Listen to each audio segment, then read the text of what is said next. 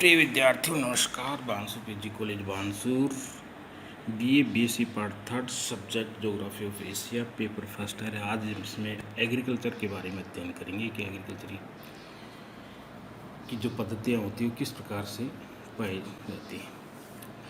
तो एग्रीकल्चर जो शब्द है अंग्रेजी भाषा के अंदर इसको एग्रीकल्चर लिखते हैं और इसका जो पर्याय होता है जिसकी रचना लैटिन भाषा के दो शब्दों से हुई है, एग्री तथा कल्चर से मिलकर, जिसका अर्थ क्रमशः लैंड ऑफ फील्ड भूमि और केयर ऑफ कल्टीवेशन।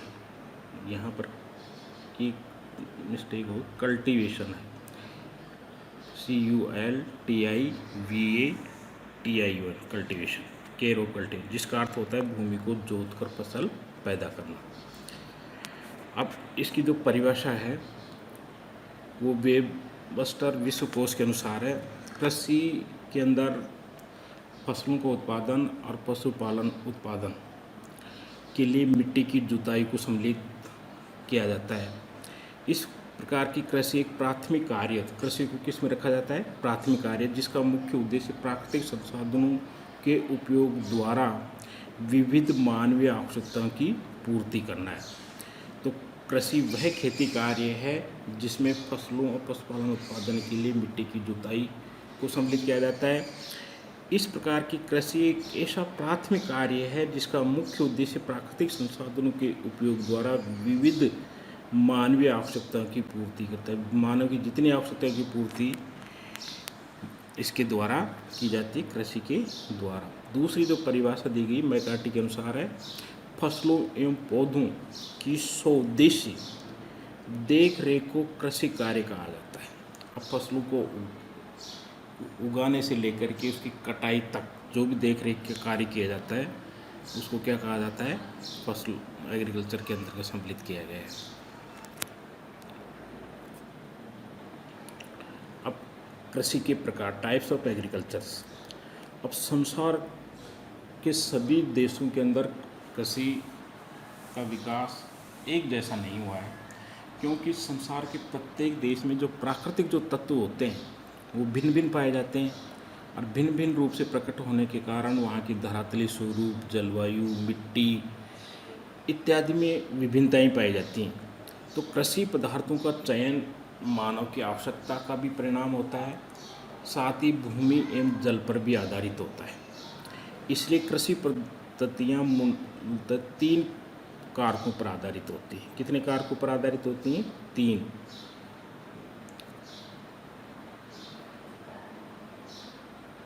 पहला होता है भूमि, दूसरा होता है जल, तीसरा होता है कृषि का उद्देश्य।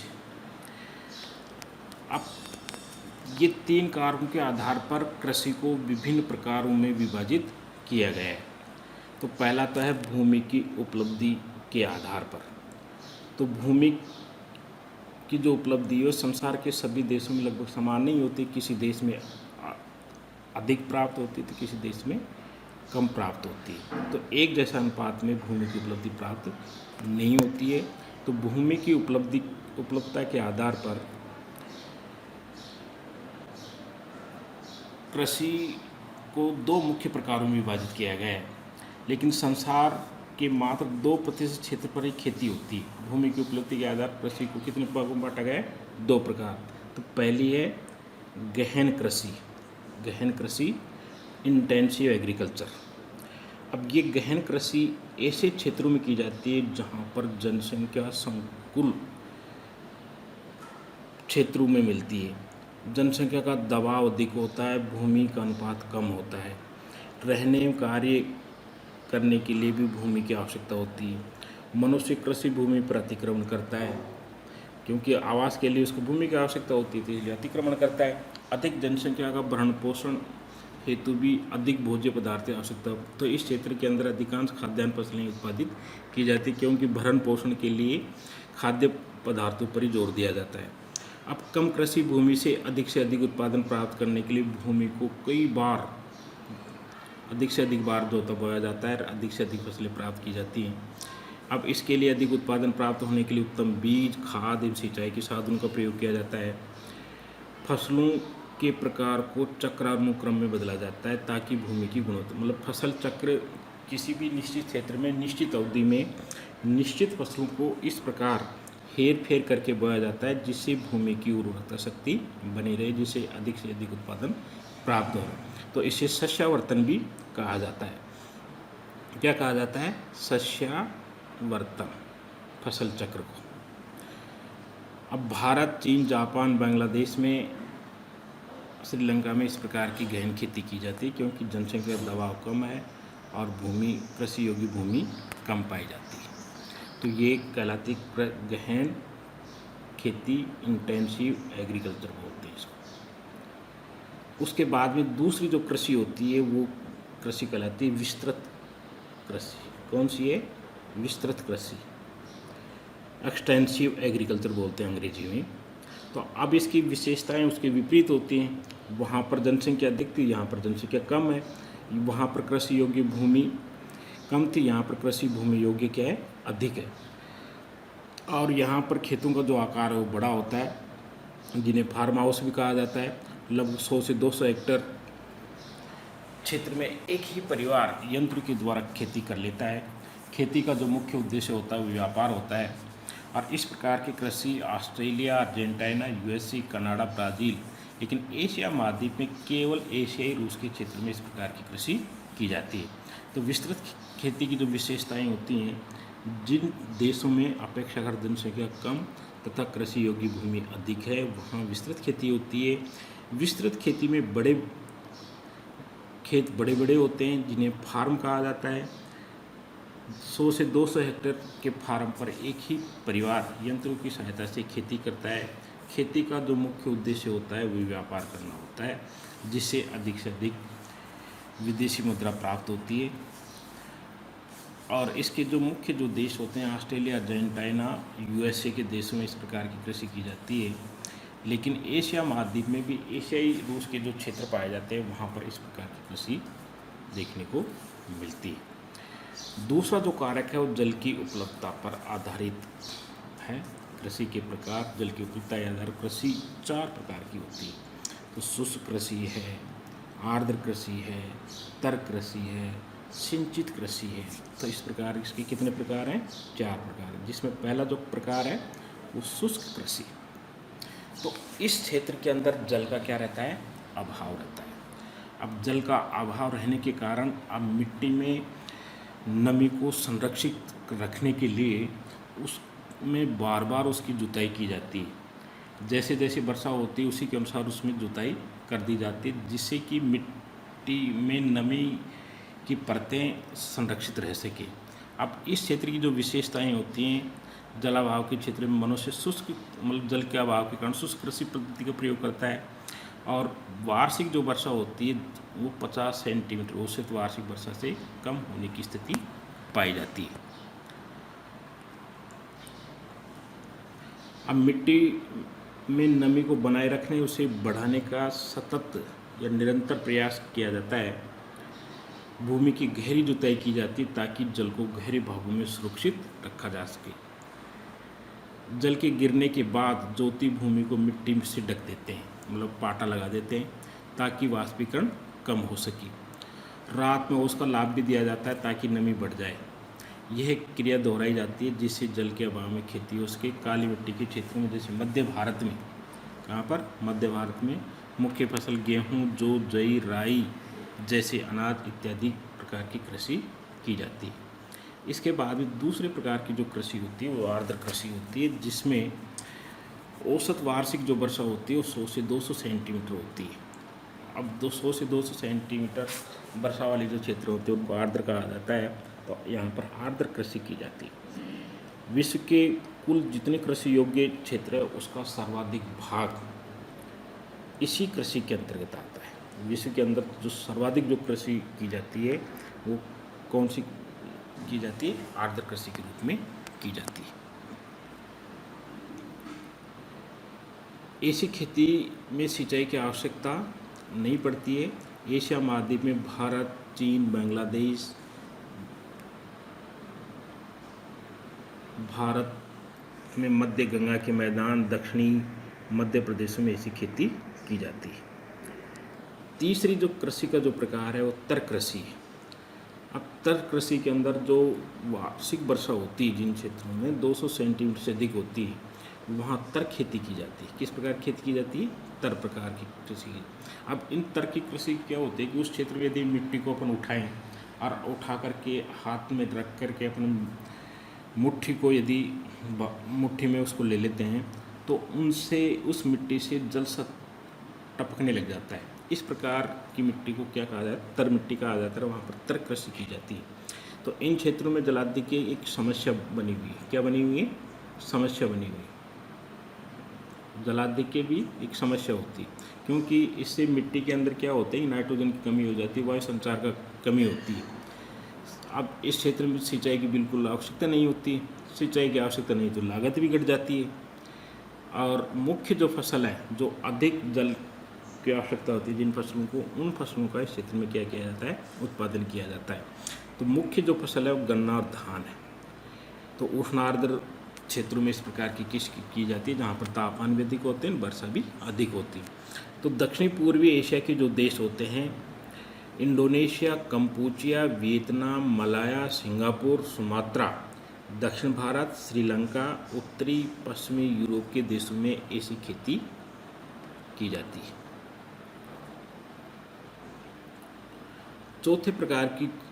तीसरे प्रकार की जो कृषि होती है वो कौन सी कहलाती है? सिंचित कृषि है।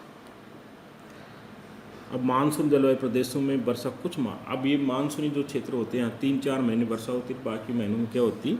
शुष्क रहती है। तो इन क्षेत्रों में औसत वार्षिक वर्षा होती है 50 से 100 सेंटीमीटर होती है। शुष्क काल में सिंचाई की आवश्यकता पड़ती है। तो मानसूनी वर्षा अनियमित अनिश्चितता के लिए, इसलिए भारतीय उपमहाद्वीप की खेती मानसून का एक खेल कहलाती है क्योंकि मानसून की कोई निश्चित अवधि नहीं होती है और इसकी कोई निश्चित मात्रा नहीं होती जितनी वर्षा हो।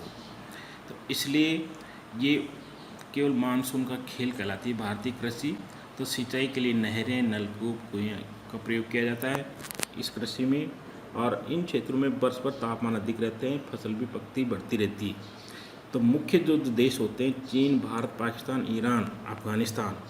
अब भारत में इसके जो मुख्य क्षेत्र होते हैं, भारत में गंगा का उत्तरी मैदान, पंजाब, हरियाणा, राजस्थान, मध्य प्रदेश, उत्तरी तमिलनाडु, पश्चिमी कर्नाटक, आंध्र प्रदेश सिंचाई के द्वारा खेती की जाती है। तो ये कौन सी कृषि होगी? सिंचित कृषि होगी। तो उद्देश्य पर आधारित कृषि, उद्देश्य पर आधारित कृषि। अब उद्देश्य पर आधारित जो कृषि है, अब मानव अपने आवश्यकता के अनुसार फसलों का इस क्षेत्र में क्या करता है? चयन करता है। और इसलिए इस प्रकार की कृषि को क्या कहा जाता है? उद्देश्य पर आधारित कृषि। संसार के विभिन्न देश कृषि उत्पादों की किस्म या मात्रा अपने आवश्यकता अनुसार निश्चित करते हैं। इसका उद्देश्य के आधार पर कृषि 3 प्रकार की होती है। कितने प्रकार की होती है? 3। एक जीवन निर्वाह कृषि। अब जीवन निर्वाह की जो कृषि होती है इसमें क्या होता है कि जनसंख्या तो अधिक होती है और कृषि भूमि कम होती है। अब जनसंख्या अधिक होती है और कृषि भूमि कम होती है तो यहाँ पर जो अधिकांश फसलें जो उत्पादित की जाती है वो जनसंख्या के भरण पोषण के काम में आने वाली फसलों का उत्पादन किया जाता है। खाद्यान्न फसलों का विशेष उत्पादन किया जाता है। तो इस कृषि के अंतर्गत जो क्षेत्र जो आते हैं भारत, बांग्लादेश, नेपाल, पाकिस्तान, श्रीलंका, दक्षिण पूर्वी एशिया के देश सम्मिलित हैं। जीवन निर्वाह कृषि जैसे नाम से केवल जीवन यापन के लिए कृषि की जाती है। अब जनसंख्या अधिक होती है, कृषि भूमि कम पाई जाती है। अब यहाँ पर जो फसलें उत्पादित की जाती हैं जनसंख्या के भरण पोषण के लिए, विशेष रूप से खाद्यान्न फसलों का इस क्षेत्र में क्या किया जाता है? उत्पादन किया जाता है। जो मुख्य देश हैं भारत, बांग्लादेश, नेपाल, पाकिस्तान, श्रीलंका, दक्षिण पूर्वी एशिया के देश इस कृषि के अंतर्गत आते हैं। दूसरे प्रकार की जो कृषि होती है वो बागाती कृषि कहलाती है।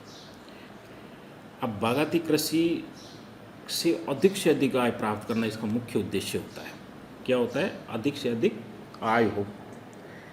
अब इसमें जो फसलें उत्पादित की जाती हैं वो भी निर्यात पर आधारित फसलों का उत्पादन किया जाता है।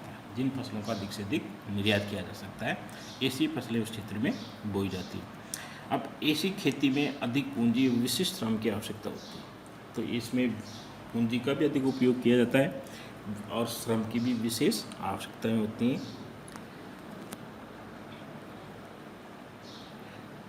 भारी मात्रा में उत्पादन निर्यात के लिए हम प्रबंध की व्यवस्था की जाती है, क्योंकि यहाँ पर प्रबंधक जो होता है, कौन सी फसलें उगाई जाएं, उस पर कितना उर्वरक खर्च किया जाए, कितनी कीटनाशक दवाइयाँ, फिर उनको किस बाज़ार में बेचा जाए जिससे कि अधिक से अधिक आय प्राप्त हो। तो इस प्रकार से इसलिए इस कृषि में प्रबंधन की आवश्यकता होती है।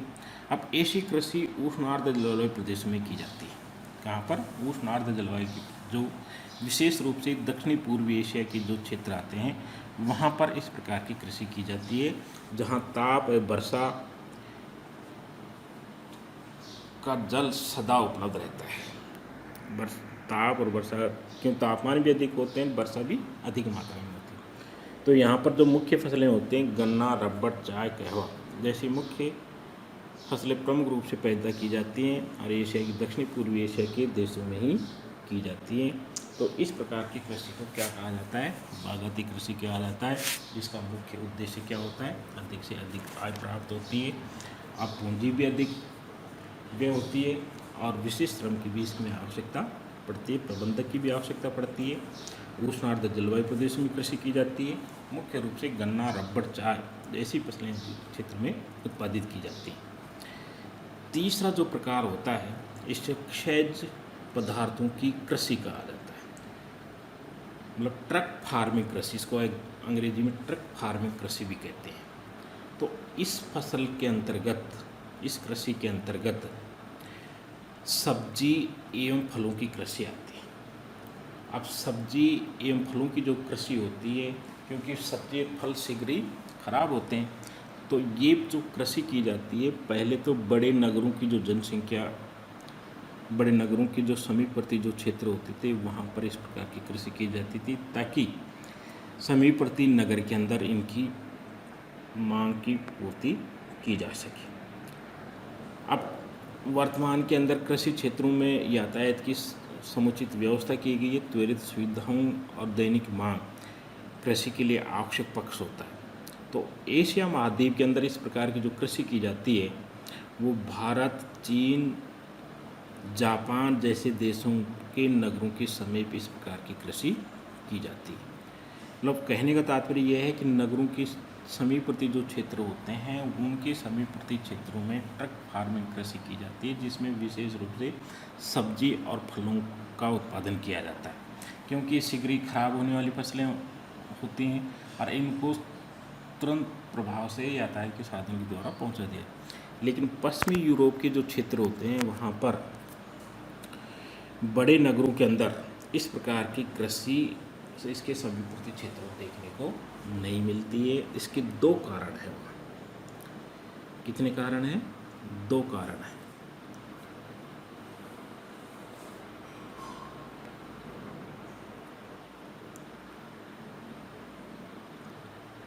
तो प्रथम, एक तो नगरों का प्रसार अधिक हो रहा है, जिससे नगरीय भूमि की कीमत इतनी बढ़ गई है कि सब्जी एवं फलों का उत्पादन में घाटा हो सकता है, इसलिए वो लोग वहाँ पर कृषि नहीं करते।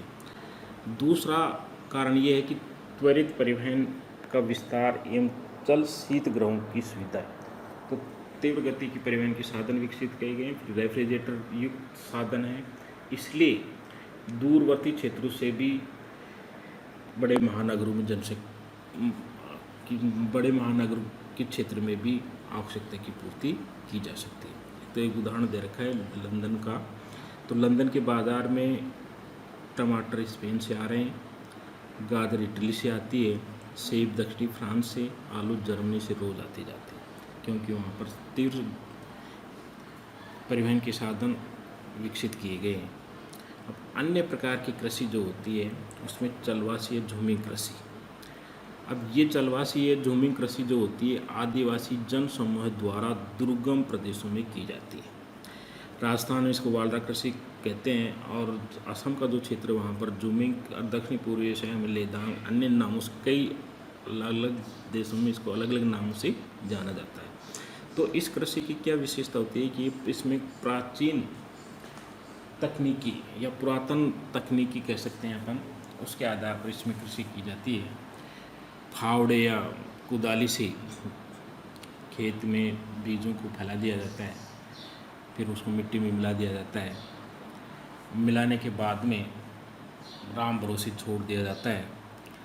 फसल पक जाती है तो काट लिया जाता है।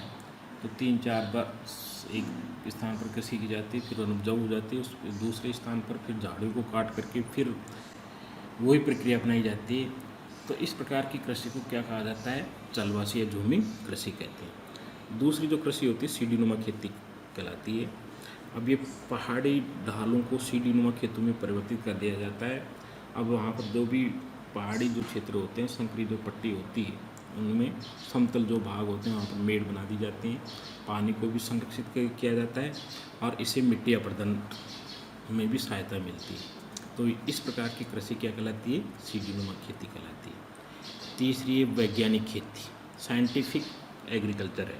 अब ये साइंटिफिक एग्रीकल्चर जो होती है, इसमें क्या होता है कि अब तकनीकी विकसित की गई है। जैसे कि एक उदाहरण दे रखा है किताब के अंदर, टमाटर एवं आलू की संकर किस्म से पोटामों का विकास किया गया है, जिससे आलू एवं टमाटर के दोनों गुण मिलते हैं। तो इस प्रकार की कृषि को क्या कहा जाता है? वैज्ञानिक खेती किया जाता है। उसमें उत्तम किस्म के बीज होते हैं, नई तकनीक का प्रयोग किया जाता है। तो ये हैं एशिया महाद्वीप में कृषि की पाई जाने वाली पद्धतियाँ हैं।